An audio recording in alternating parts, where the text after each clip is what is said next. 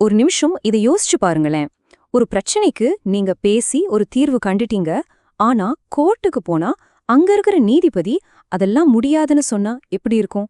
இன்னைக்கு நம்ம பார்க்க போறது சரியா இதே மாதிரி ஒரு விசித்திரமான சட்டச்சிக்கலை தான். நாம இப்ப அலச போற இந்த முழு விஷயத்துக்கும் ஆதாரம் எதுன்னு பாத்தீங்கன்னா, சென்னை உயர்நீதிமன்றத்தோட ஒரு அதிகாரப்பூர்வ தீர்ப்பு தான். அதனால இது ஏதோ கற்பனை கதை இல்லைங்க, நிஜமாவே நடந்த ஒரு வழக்கு. இப்போ நம்ம முன்னாடி இருக்கிற முக்கியமான கேள்வி இதுதான். ரெண்டு பேருமே சமாதானமா போக தயாரா இருக்கும்போது ஒரு நீதிபதி ஏன் குறுக்கு நிக்கணும்? இந்த குழப்பமான சூழ்நிலைக்கு பின்னாடி இருக்கிற சட்ட நுணுக்கங்கள் என்னென்னு நாம ஆழமா பார்க்கலாம். சரி, வாங்க இந்த கதை எங்கிருந்து தொடங்குதுன்னு பார்க்கலாம். இந்த மொத்த பிரச்சனைக்கும் ஆரம்ப புள்ளி ரொம்ப ரொம்ப பொதுவான ஒரு குடும்பத் தகராறு தான். முதல்ல ஒரு முக்கியமான சட்ட வார்த்தையை நாம புரிஞ்சுக்கணும். பாகப் பிரிவினை வழக்கு. பேர் கொஞ்சம் பெருசா இருந்தாலும் விஷயம் ரொம்ப சிம்பிள் தான். ஒரு குடும்பத்துக்குள்ள இருக்கிற சொத்தை அண்ணன், தம்பி, அக்கா, தங்கச்சிக்குள்ள பிரிச்சுக்கிறதுல சண்டை வரும்போது கோர்ட்டுக்கு போறது தான் இந்த வழக்கு. இது ரொம்பவே சகஜமா நடக்கிற ஒண்ணு.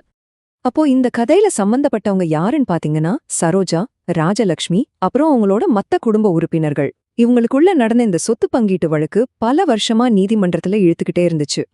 ஆனா இந்த வழக்கு எதிர்பார்த்த மாதிரி நேரா போகவே இல்ல. நிறைய திருப்பங்கள், ஏற்ற இறக்கங்கள், அதுக்கப்புறம்தான் ஒரு முக்கியமான திருப்புமுனையே வருது. இந்த வழக்கோட பயணத்தை பாருங்க, ஒரு ரோலர் கோஸ்டர் மாதிரி இருக்கும். முதல்ல 2015ல கீழ்கோர்ட் இந்த வழக்கே தள்ளுபடி செஞ்சிடுறாங்க.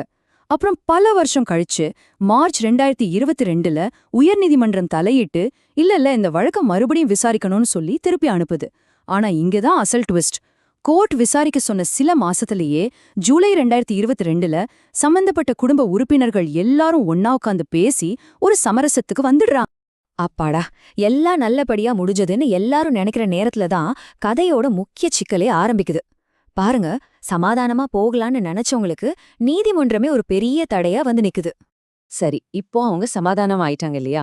அத சட்டப்படி அதிகாரப்பூர்வமாக்கணும். அதுக்கு என்ன பண்ணணும்? கோர்ட்ல ஒரு சமரச மனு தாக்கல் செய்யணும். இதுதான் ப்ரொசீஜர். இப்படி செஞ்சாதான் அந்த கேஸ் முடிவுக்கு வரும். இங்கதான் அசல் பிரச்சனையே வெடிக்குது. அந்த சமரச மனுவை வாங்கின விசாரணை நீதிபதி என்ன செஞ்சாரு தெரியுமா? அத அப்படியே திருப்பி அனுப்பிட்டாரு. காரணம் என்ன சொல்றாருன்னா, உயர்நீதிமன்றம் இந்த வழக்கை விசாரிக்க சொல்லி எனக்கு ஆர்டர் போட்டிருக்கு, அதனால உங்க சமரசத்தெல்லாம் நான் ஏத்துக்க முடியாதுன்னு சொல்லிட்டாரு.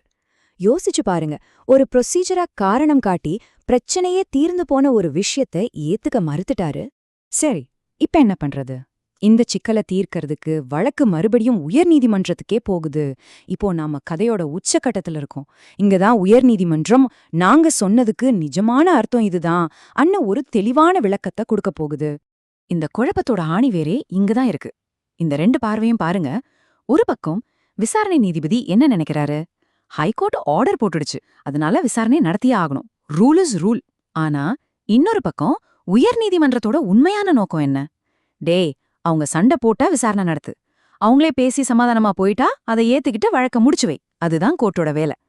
இந்த ரெண்டு பார்வைக்கான வித்தியாசம்தான் இந்த வழக்கையே புரட்டி போடுது. கடைசியா நீதிபதி RN மஞ்சுளா ஒரு வரியில மொத்த விஷயத்துக்கும் முற்றுப்புள்ளி வச்சுட்டாங்க. அவங்க என்ன சொன்னாங்கன்னா, கீழ் நீதிமன்ற நீதிபதி உயர் நீதிமன்றம் கொடுத்த உத்தரவை பத்தி அவரே குழப்பிக்கிட்டாருன்னு ரொம்ப தெளிவா சொல்லிட்டாங்க. அதாவது, நாங்க சமரசத்தை தடுக்க சொல்லவே இல்ல, நீங்களா தப்பா புரிஞ்சுக்கிட்டீங்கன்னு சொல்ற மாதிரி இருந்துச்சு. சோ உயர் நீதிமன்றத்தோட இறுதி உத்தரவு ரொம்பவே சிம்பிள் அண்ட் கிளியர். 1, இந்த சீராய்வு மனுவை ஏத்துக்கிறோம். 2, அந்த சமரச மனுவை கீழ்நீதிமன்ற நீதிபதி உடனே வாங்கி பதிவு செய்யணும். 3, அந்த குடும்பத்தோட சமரசத்தை சட்டப்படி ஏத்துக்கிட்டு வழக்க முடிச்சு வைக்கணும். அவ்வளவுதான். பல வருஷ போராட்டத்துக்கு ஒரு வழியா முடிவு கிடைச்சது. சரி, இந்த ஒரு கேஸ்லேருந்து நாம வெளியே வந்து ஒரு பெரிய விஷயத்த பத்தி யோசிப்போம். எதுக்காக நீதிமன்றங்கள் சமரசங்களுக்கு இவ்ளோ முக்கியத்துவம் கொடுக்குது? அதுக்கு பின்னாடி ஒரு பெரிய கொள்கையே இருக்கு. இங்க நாம புரிஞ்சுக்க வேண்டியது இதுதான். கோர்ட்டோட உண்மையான வேலை என்ன? சும்மா சட்ட புத்தகத்துல இருக்கிறத வரிக்கு வரி ஃபாலோ பண்றது மட்டுமா? இல்லவே இல்ல. பிரச்சனைகளுக்கு தீர்வு காண்றதுதான் அதோட முதல் நோக்கம். யோசிச்சு பாருங்க, சமரசம் மூலமா 2 பேரோட நேரமும் பணமும் மிச்சமாகுது. அதை விட முக்கியமா உறவுகள் காப்பாற்றப்படுது. கடைசியில ரொம்ப முக்கியமான பாயிண்ட் என்னன்னா, சட்டத்தோட ரூல்ஸ் எல்லாமே நீதி கிடைக்கிறதுக்கு ஒரு கருவிதான். அந்த கருவியே நீதிக்கு தடையா மாறிடக்கூடாது இல்லையா?